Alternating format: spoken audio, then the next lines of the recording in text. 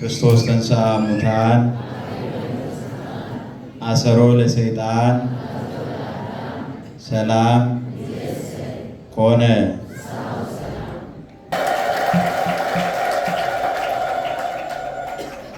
ፍቁራን ህዝበ ክርስቲያን ከመይ ጸኒሕኩም? ታዲያ ድምፅኹም ዝሒሉ ከመይ ጸኒሕኩም? ከመይ ሓዲርኩም? ከመይ ኣለኹም? ልዑለ ባህሪ አምላኽና ቅዱስ እግዚአብሔር ክብርን ምስጋናን ንስሙ ይኹን። ዝሞተ ዝተንስአ ድሕሪ ሞት ህይወት ድሕሪ መቃብር ድማ ትንሳኤ ዝዓደለና ጎይታ ህይወት በኩረ ትንሳኤ ንጉስና ህይወትና ክርስቶስ ክብርን ምስጋናን ንስሙ ይኹን። ነመስግኖና አምላኽና እግዚአብሔር።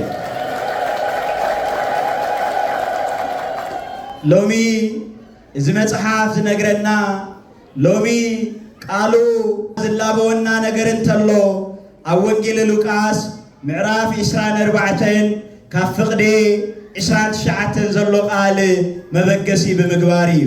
እቲ ቃል ድማ ከምዚ ይብል፣ መሲሕ እዩ ፀሓይ ድማ ዓሪባ እያ እሞ ምሳና ሕደር በልዎ ይብል። ፀሓይ እንታይ ኮይና እያ?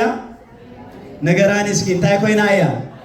ፀሓይ ዓሪባ እያ እሞ ምሳና ሕደር መሲሕ እዩ ይብል። ፀሓይ ድማ ዓሪባ እያ እሞ ምሳና ሕደር በልዎ። መንገደኛታት ኤማሁስ ተጓዓዝቲ ኤማሁስ ነሆ ንሱ ድማ ምስኣቶም ክሓድር እሺ በለ ኣተወ። ማእዲ ድማ ባሪኹ ምሳቦም ዓይንቶም ቋሕ በለ። እግዚአብሔር ዕንተ ልቦናኹም ቋሕ የብለልኩም። ዓይንቶም ቋሕ ምስ በለ ድማ ረኣይዎ ተሰወሮም። ንሳቶም ድማ ናብ ኢየሩሳሌም ተመለሱ። ናይ ብሓቂ ጎይታ ካብ ሙታን መንጎ ተሲእ እዩ። ንኒ ጴጥሮስ ንስምዖን ድማ ተራእዩ እዩ። ብኣማን ተንሥአ እግዚእነ እንዳበሉ መስከሩ። ትንሣኤ ክንመስክር ትንሣኤያዊ ህይወት ንኹላትና ይዓድለና። ባርከስ ቅዱስ ቃሉ ከም ዝነግረና ቤተ ክርስቲያን ከም እትምህረና እነሆ ጎይታ ተንሥኡ ኢልና ካብ እነኽብር መበል ሳልሳይ ሰንበት ኢሎምዓንቲ ኣብዚ ዕለት እዚ ድማ ዝንበብ ወንጌል ንመሃሮ ትምህርቲ ኣብ ወንጌል ሉቃስ ምዕራፍ 24 ካብ ፍቕዲ 13 ክሳዕ 33 ዘሎ ፍቕዲ ወይ ከዓ ቁፅሪ እዩ። ኣብዚ ድማ ናይ ኤማሁስ መንገደኛታት ዝበሃሉ ክልተ ሰባት ኣለዉ። ታሪኾም ብጣዕሚ እዩ ጥዑም፣ መንገዶም ብጣዕሚ እዩ ምቁር፣ ህይወቶም ብጣዕሚ እዩ ዝምህር። እዚ ዝኾነ ጎይታና ኢየሱስ ክርስቶስ ሞት ቀቲሉ ንሞት ስዒሩ ኣብ ዝተንስኣሉ ዕለት እዩ።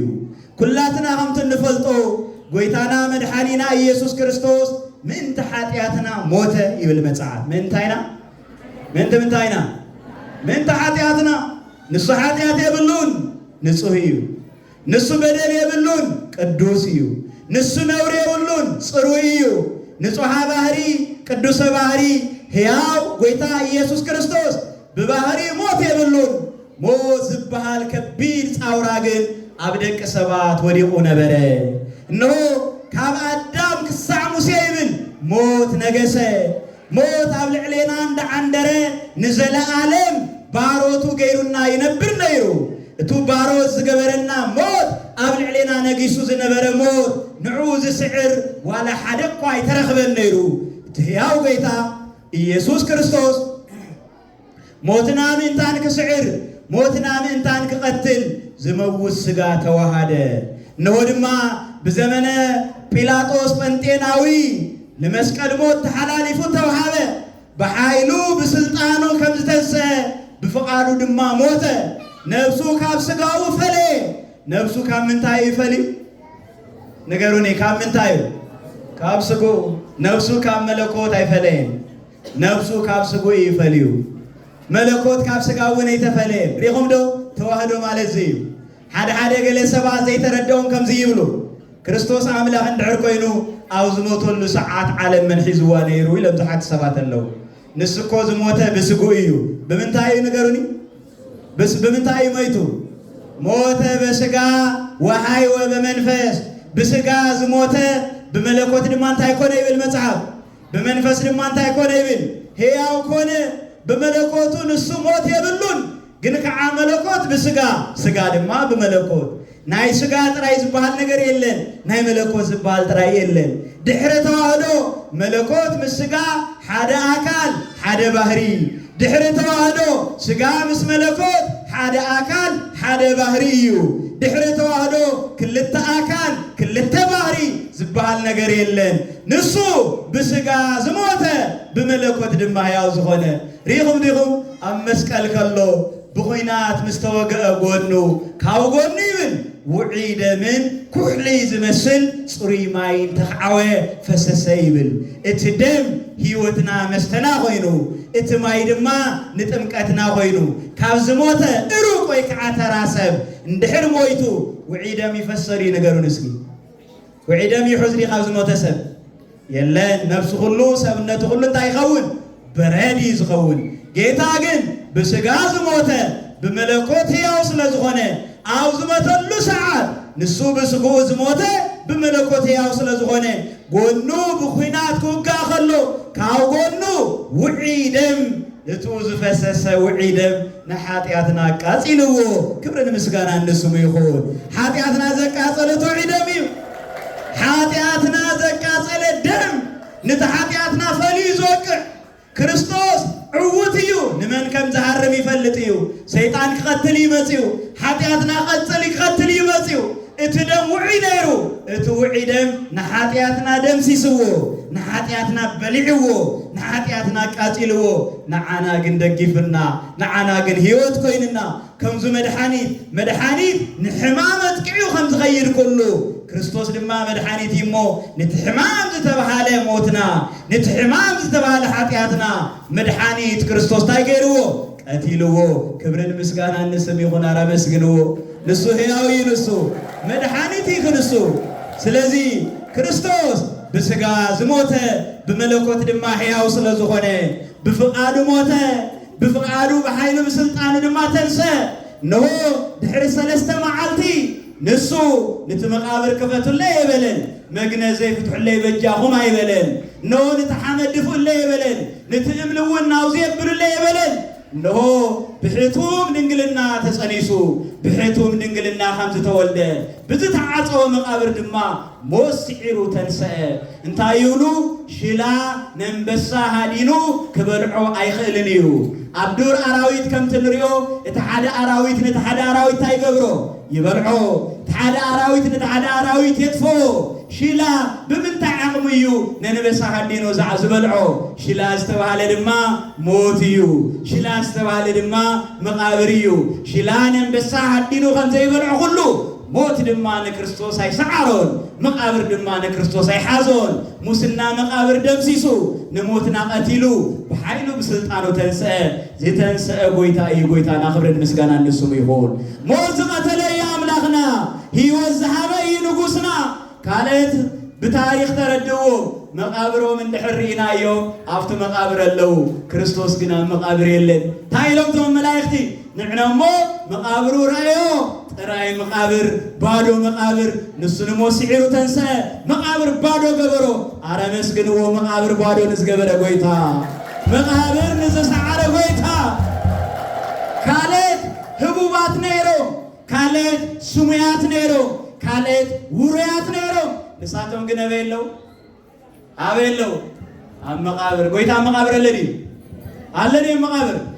ናትና ጎይታ ዳ ኣብ ሰማያት ዓሪጉ እምበር ብክብሪ ክብርን ምስጋና ንስሙ ይኹን ሞት ኣይሓዘንሑ ሞት ኣይሰዓረንሑ ሞት ኣይተፃረረንሑ ሞት ክስዕሮ ይክእልን ሞት ዝሰዓረ ጎይታ ስለ ዝኾነ ሞት ዝሰዓረ ኣምላኽ ስለ ዝኾነ ስለዚ ድማ ድሕሪ ሞት ህይወት ድሕሪ መቃብር ድማ ትንሳኤ ይህበና ብዝተንሳኣሉ ዕለት ክልተ ሰባት ካብ ኢየሩሳሌም ይብል ናበይ ይኸዱ ነበሩ ናብ ኤማሁስ ይኸዱ ነበሩ ንገሩን ናበይ ይኸዱ ነበሩ ኣረ ድምፂ ኾይ ይስማዕ ናበይ ይኸዱ ነበሩ ናበይ ኤማሁስ ኪዱ እምበር ናብ ገዛውትኹም ኣይትኸዱ ናበይ ኤማሁስ ይኸዱ ነይሮም እዩ ዝብል ናበይ ይኸዱ ነይሮም ናበይ ኤማሁስ ይኸዱ ነይሮም ክኸዱ ከለዉ ድማ ይብል ብዛዕባ እቲ ዝኾነ ነገር ይዘራረቡ ነይሮም ብዛዕባ እቲ ዝኾነ ብጣዕሚ ዝገርመኒ ቃል እዚ ዘይኮነ ነገር ይዛረቡን ማለት እዩ ጥንቁቃት እዮም ሪኢኹም ዶ ጥንቁቃት እስኪ ንኹን ዘይኮነ ነገር እስኪ ንዛረብ ዘይኮነ ነገር እስኪ ኣፍካ መሊኻ ምዝራብ ንሕደጎ ወለድና እኮ ሪኤ እምበር ሰሚዐ ኢሎም ኣይዛረቡን ነይሮም ሪኤልካ ኢኮ ምዝራብ سمعها رئيخان انبر سمعي بلو تباهلو نابلك مزراب يترف لو ميسهم زي سرعيو نجر زي سمع نجر نمزراب نمنتا يدفار كوينو دماس كسمع زبل سبيلين كزارب انبر إذا سبات زيوم جن تنقوات نيرو بزعبات الزخون نجر تاي كوين نيرو كريستوس يسوس نسوهم كله አይሁድ ተሐባቢሮም በርባን ዝባል ገበነኛን ሽፍታን ፈትሖም እቱንጽ ክርስቶስ ግን ንሞት ሕሊፎም ሂቦምዎ ድኻ ተበዲሉ ፍርድ ተጓዲሉ ነይሩ ኣብ ቀራንዮ ኣብ ኢየሩሳሌም ብዛዕባ ትግፍዕዚ ብዛዕባ ዝመከራዚ ብዛዕባ ዝመስቀልዚ ይዘራረቡ ነይሮም ንሓድሕዶም ይዝብል እዚ እንዳተዘራረቡ ከለው ድማ ክርስቶስ ኣብ መንጎኦም ተረኸበ እግዚአብሔር ኣብ መንጎኦም ይረኸብ ክርስቶስ ኣብ ህይወትኩም ይረኸብ ድማስ نحنا مكرا مسكلون دحرنا حسب كوينا نحنا حمامون دحرنا حسب كوينا نحنا موتون دحرنا حسب كوينا نحنا تنسايون دحرنا زارو كوينا برقصنينه ክርስቶስ مسانا الله ክርስቶስ مسمن الله اي سمعنا مسمن الله موتون دحرنا حسب تنسايون دحرنا حسب نسو اي كفلينا نيو نحنا اينا رخنا هاو نحنا اينا تفرينا يخاو نحنا اينا حادقنا يو نسو حادقنا هذا جنة في السماء نماسنا يكون نزبل متعب كنت فسيمو أحد جنة ليه تبالي تصعيفيو أحد جنة نرسو هياويو أحد جنة نرسو فكاريو سلذي حمامو موتو بخفيل لما تنسايو كزاربو خلو أمنقو ما توا زابير أمنقو خمير رخب زابير أبصمكم يرخب زابير أبصلتكم يرخب زابير أحدركم يرخب زابير أبيتكم يرخب نحنا بحق نرتو عناية نسمسان الله وتهزا يتيهم كما يمرو كيف التو كيللي ودما يعنتم تتحيز النبرا يعنتم تخليل النبرا يبل زابير يعنتنا زخللنا نجر كله نسو يرحقلنا كريستوس كين رئي كين فاغر كين عر نسها كين عاتو نابلبنا كين ملس زخللنا نجر كله زابير كانتي تدربيلنا كنا زخللنا نجر لكم سلز خللنا سبات لنا حميز خللنا سبات لنا كال نجر خللنا سبات لنا حصوز خللنا سبات لنا فكرة نوايز خللنا سبات لنا من كان ينز خللنا سبات لنا إذا حمامنا كله زيابير كنتي تدربيلنا إذا سبات زياتهم يعندهم تخليلنا نجر جنا إتو حكي دم يزاربوا نبرو حد زي موتو كارك دي ما تنسايو كنت تنسايو بفتح ما يعملوا نيرو انت خلو تلو دخيمهم نيرو بيبل تايكوين نيرو مني لو محيال مني زي دخمو دخيمنا ايهوت ور من اللو زي تصرصر من اللو زي مارر كبير اني زي بلا من اللو تصاورا كبير اني زي بلا سمنل مني هيوت زفو وسطو نموني يا هيوت زي كبدتو نمني يا هيوت تصاورا زي كونتو اذا سبا زياتو من تخدو تلو صمليو نيرو بيزبل እግዚአብሔር ካብ ጸምላው ህይወት ለሁላትና ይሰውረና እግዚአብሔር ጸምላው ክርስትና አይደለም እግዚአብሔር ጸምላው መዝሙር አይደለም እግዚአብሔር ጸምላው ቅኔ አይደለም እግዚአብሔር ጸምላው ቅዳሴ አይደለም ብንቅሓት ብትግሃት ጸሎትናውና አንባሆቅና ይንሕና ምጽዋትናውና ሰሳዕና ይንሕና ለምንታይቆም ዝኸውን እዚ ኮ ጸምሉ ህይወት እዩ እዚ ኮ ጎደሎ ህይወት እዩ አገልግሎትና ብጽምላው ኾነ ይግባል ዘምሰባዚያቶም እግሮም ይኸይል ነይሩ ልቦም ግን ደኺሙ ነይሩ እግዚአብሔር ልብኩም ሓያል ይግበረልኩም እግዚአብሔር ካብ ልብ ድኻም ይሰውርኩም ልብን ተደኺሙ እኮ ሁሉ ደኺሙ ማለት እኮ ልብ ተጠውንተይሉ እኮ ህይወት ተጠዊሉ ማለት እኮ ናይ ህይወት ሞተር ኢንጂን ኣብ ልብና እዩ ዘሎ ዓይኒ ዝርኢ ካብ ልብ ብዝቕዳሕ ደም እዩ እዝኒ ዝሰምዕ ካብ ልብ ብዝቕዳሕ ደም እዩ ኢድ ዝወጣወት ካብ ልብ ብዝቕዳሕ ደም እዩ ብዘይ ኢድ ምንባር ይከኣል እዩ بزي يقرون من باري كالي بزي عينون من باري كالي بزي إذن من بار يكاليو بزي لبخل علري بزي لبي لبخت هيوت تايتخول هيوت ونوعات توتبل مالتي زيابير كابل بدخامي حق زنا زيابير كابل بدخامي يدحننا لبهم دخيمين يريزبل أفنا يزمر لبنا قن يلن أفنا يصلي لبنا قن يلن إنا يبصوت لبنا قن يلن إقرنا نا بيت كريستيان يمث لبنا قن يلن إذا سبا زياتهم لبهم دخيمون يريزبل إقرون قن يقعز نيرو እግዚአብሔር ናይ አገልግሎት አይደለም ናይ ልብ አገልግሎት ይዝደል እግዚአብሔር ናይ ኢድ አገልግሎት አይደለም ናይ ልብ አገልግሎት ይዝደል እግዚአብሔር ናይ አፍ አገልግሎት አይደልን ናይ ልብ አገልግሎት ይዝደሊ መጽሐፍኩም ዚ እንደዝብል ኦ ወደየ ልብኻ ሃበኒ ይዝብል እንታይ ካሃበኒ ጠዋፍም ጸለይ ይኮነን ዝብል እግዚአብሔር ዕጣንም ጸለይ ይኮነን ዝብል እግዚአብሔር ወርቅም ጸለይ ይኮነን ዝብል እግዚአብሔር ብሩርም ጸለይ ይኮነን ዝብል እግዚአብሔር አይትመጹቱ ማለት ዲኸውን ዚ ከይመስለኩም ምጽዋት ዳይ ግባምበር ዘሃበኮ ይወሃቢዩ ዘሃበኮ ይረክብዩ ምንሞ ምጽዋት ተخسيرዎ ምንሞ ምጽዋት ህይወት ግሪሉሉ እዚ ዳይ ግባ ግን ገንዘብናና ተወንዕና ነውጽ እንደሆይና እንታይ ተቀመለው ጧፍና እንዳበረሄ ንሕና ንጽልምን ተሆይና እንታይ ተቀመለው ሽምዓና ተወልዑ ልብና ጸልማት እንደሆይና እንታይ ተቀመለው እዞም ሰባት ዚአቶም ልቦም ጸልሚቱ ነይሩ ምናልባት ዓይኖም ግን ይርኢ ነይሩ ዓይኖም ግን ይጥምት ነይሩ ታይቱ ተጸገሞም ሞቱ ስቅለቱ መከሩ አሚኖም ትንሳኤው ግን ገና ያመኑ ነይሩ ዚ ተጸገሞም ልቦም ተደኸመ ብዙ ጉዳይ ዝዩ ስለዚህ ክርስቲያን ልቡ ቁኑዕ ኸውን ይግባ ክርስቲያን ልቡ ተخزበለ ኸውን ይግባ ክርስቲያን ልቡ ንጹህን ጽሩይን ኸውን ይግባ እግዚአብሔር ልብና ጽሩይ ይግበረልና አቱም ሰባት ናጸምለኹም ከምዚ ክትከድኸለኹም ታይ ጸገምኩም ታኹም ትዘራረቡ ዘለኹም ኢሉዎም መን ይኹም ዝብሎም ዘሎ ክርስቶስ መን ይኹም ዝብሎም ዘሎ ሞተ ዮሴፍ አውዩ ነገር ወለ ዮሴፍ ይል መጽሐፍ አሕዋት ዮሴፍ ነሐው ገዛ ታሪኹ ይነግርዎ ነበሩ ይብል ዮሴፍ ዝባል ሓው ነይሩና ከምዚ ድማ ሸይጣናዮ ከምዚ ገፊዕናዮ እንዳበሉ ይዛረብዎ ነይሮም ናቱ ታሪክ ከፊል ይሰምዕ ነይሩ ስለዚህ ክርስቶስ እውን ታሪኹ ነገርዎ ነሆ ብዛዕባ ናዝራዊ ኢየሱስና ንዘራረብ ዘለና ይሕሉ ካህናት ሊቃነ ካህናት መኳንንትና ገዛትና ሽማምንትና ንሞት ሕሊፎም ሃብዎ ንሱ ግን ብቃልን ተግባርን ብርቱዕ ሓያል ከአላይ ነበረ እስራኤል ከድሕንዩ ኸናግፍ ኢልና ተስፋ ጌርናዮ ነርና እንታይ ጌርናዮ ነርና ነገሩን እንታይ ጌርናዮ ነርና ተስፋ ጌርናዮ ነርና ሕጂ ግን ተስፋና እንታይ ኮይኑ ማለት እዩ ጠፊዩ ማለት እዩ ወደ እዚ ትጸገም ልቦም ተድከሞም እዚ ልቦም ድኹማት ዝገበሮም እዚ እዩ ብድሕሪ እዚ ንሳቶም እዚ ጥራሕ አይኮነን ዝዛረብዎ እንታይ በልዎ ሓደ ገለገለ ንስቲ ድማ ገስጊሰና መቃብር ከይደንሲ የለን ተንሲ ዝብል ዜና ነገራና አውዚ እንዲዳ ነይሩ ትብሽጥር ንምንታይ ዚ ተተቀበሉ አውዚ እንዲ ነይሩ ዳት ሓቂ አውዚ እንዲ ነይሩ ድማ ናይ ለባን ዘረባ አውዚ እንዲ ነይሩ ተዋናቆም ነገር ናብ መቃብር ከይደን ተንሲ ይለን ዝነገራው ሰምዒ ይግብኦም ነይሩ ብድሕሪ እዚ ንስ ድማ ከምዚ ይበሎም አቱም ልብኹም ካብ ምእማን ዝደንጎየ ነቢያት ዝተዛረብዎ ቃል ንምንታይ ዘይሰማዕኹም ዳዊት ዝዘመረው መዝሙር ንምንታይ ዘይስተውዓልኩም ተባሂሉ ሎሙን ከምኡ እዩ አውዚ ዝበሃል ዘሎ ተዘይስተውዒልናዮ እኮ እግዚአብሔር ክወቅሰና እኮ እዩ አውዚ ዝበሃል ዘሎ ተዘይሰሚዕናዮ እኮ እግዚአብሔር ክወቅሰና እዩ ክንፍረደሉ እውን እኮ ኢና እግዚአብሔር ካብ ፍርዲ ሓራ ይግበረና እግዚአብሔር ካብ ፍርዲ ነፃ ይግበረና ስለዚህ መሃሮም ሽዑ ልቦም ብፍቅሪ ይነድድ ነበረ ሽዑ ልቦም ብፍቅሪ ሓዊ ቀጻጸል ነበረ ሽዑ ትምሽጥር ክርድኦም ጀመረ ለካ ክርስቶስ ዝሞተ ብፍቃዱ እምበር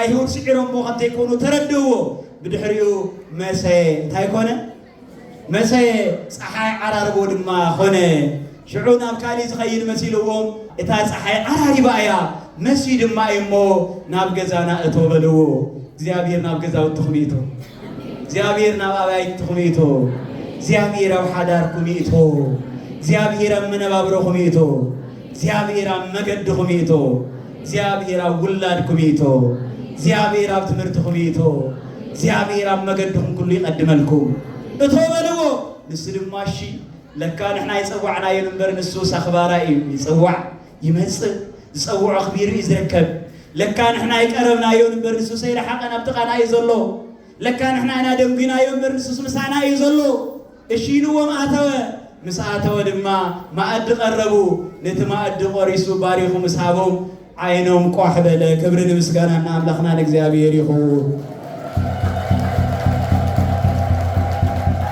እግዚአብሔር አይነ ልቦናና ቋሕ የብለልና እግዚአብሔር ህይወትና ቋሕ የብለልና እግዚአብሔር ሓዳርና ቋሕ የብለልና እግዚአብሔር መገድና ቋሕ የብለልና ክንደይ ቀትር እንዳሃለወ ጸልሞ ተሰበለኩ ክንደይ ብህይወት እንዳሃለወ ዳርጋ ዝሞተ ዝስምዖ ሰበለኩ ክንደይ ሃፍቲ እንዳሃለው ዳርጋ ዝደኸየ ዝስምዖ ሰብ ኣለኮ ክንደይ ጥዕና እንዳሃለው ምኻድ ከም ዘይኽእል ከም ዝለመሰ ዝስምዖ ሰብ ኣለኮ እግዚአብሔር ይዕንት ልብና ቋሕ የብለልና ሽዑ ረአይዎ ይዕንቶም ቋሕ በላ ይብል እግዚአብሔር ዓይነ ልቦናና ቋሕ የብለልና እግዚአብሔር ልብና ብሩህ ይግበረልና ዝኸለልና ነገር እግዚአብሔር ይቀንጥጠልና ሽዑ በሐጎስና በኢየሩሳሌም ተመለሱ እግዚአብሔር በሐዘን ዋላን ተመጻኹም በሐጎስና ቤትኩ ይመልስኩ ምስሕቶን ተመጻኹም እግዚአብሔር በፍቅር መልስ ይመልስኩ ሓሚምኩም ተመጻኹም እግዚአብሔር ይሕዊ ይልአኽኩ ናብ እግዚአብሔር ዝመጽእ ከምዚ እዩ ስለዚ ፀሓይ ዓሪባ እያሞ ምሳና ነገሩኒ እንታይ ኮን ስለዚ ንፀዋዕዮ ንጎይታ ኣይዓረበኩምን ፀሓይ ኣይመሰየ ሎሚ እኮ ምን ይእሙን መሲዩ ማለት እኮ እዩ ዝኣመናዮ እንትጠልመና እኮ መሲዩ ማለት እኮ እዩ ዝወለድናዮ እንትጠልመና እኮ መሲዩ ማለት እኮ እዩ ዘፍቀርናዮ እንትጸለና እኮ መሲዩ ማለት እኮ እዩ ዝሓቆፍናዮ እንትደፈአና እኮ መሲዩ ማለት እኮ እዩ ዝተደገፍናዮ እንትድርቤልና እኮ መሲዩ ማለት እኮ እዩ ዝሃብናዮ እንትንጥለም እኮ መሲዩ ማለት እኮ እዩ ስለዚህ ድሕሪ መሲዩ ንክርስቶስ ንፀዋዓዮ ፀሓይ ዓሪባ እያ እየተባሂሉ ንስሓ ንእቶ ማለት እዩ ፀሓይ ዓሪባ እያ ማለት ቅዱስ ቁርባን ንቀበል ማለት እዩ እግዚአብሔር ዕራባቦ ፀሓይ ርዩ ናይ ፀሓይ ምዕራብ ርዩ ናብ ቤትና ይእቶ ናብ ህይወትና ይእቶ ክብርን ምስጋናና አምላኽና ንቅዱስ እግዚአብሔር ይኹን አመስግንዎ እግዚአብሔር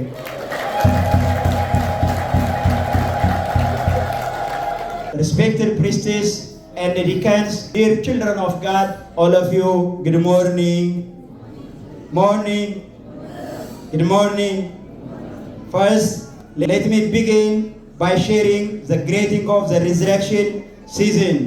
Our Lord Jesus Christ rose from the dead and he bound Satan. He made Adam free.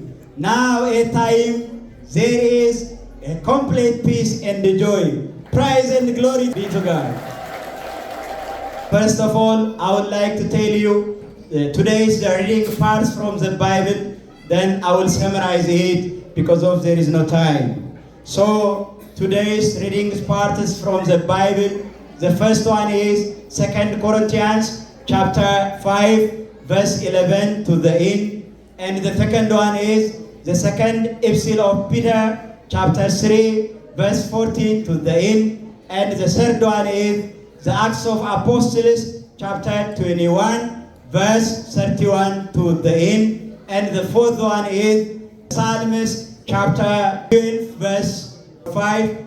And the final one is the Gospel of Luke chapter 24 verse 13 to verse 33. Dear beloved Christians, as we all know today in the third Sunday since we celebrated the resurrection of our Lord Jesus Christ. The Gospel read today, the Gospel of Luke chapter 24 verse 13 to verse 33 that tells us on the very day our Lord Jesus Christ rose from the dead. At that time the two people were traveling from Jerusalem to the village called what? Emmaus. They were traveling. When they were traveling, they were talking about what had happened to our Lord Jesus Christ. And they were talking about the suffering of our Lord Jesus Christ. They were talking about the resurrection of our Lord Jesus Christ. When they were talking, while our Lord Jesus Christ himself came and joined them and walked with them. So what's the point? What we learn from this? What we understand from this? We learn from this when we remember the suffering of our Lord Jesus Christ. When we pray, when we talk about the resurrection of our Lord Jesus Christ, the Christ is with us. The Christ is with us. So we have to remember the suffering. We have to remember, we have to talk, we have to be witness for the resurrection of our Lord Jesus Christ. May God bless you. May God open our eyes of our heart. Thank you so much. Praise and glory be to God.